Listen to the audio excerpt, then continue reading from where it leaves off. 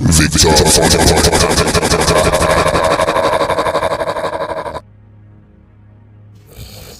Jesus is Lord.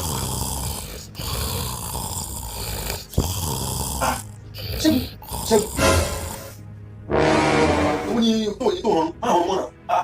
Ó dẹ́ wọn. Ok, mo ti gbá. Jesus is Lord. Paná yẹn. Ṣẹ́gun, paná yẹn. You be mumu. Ó ti sùn lọ. You be mumu. You think say you dey wise? Jesus. Yeah. Victor.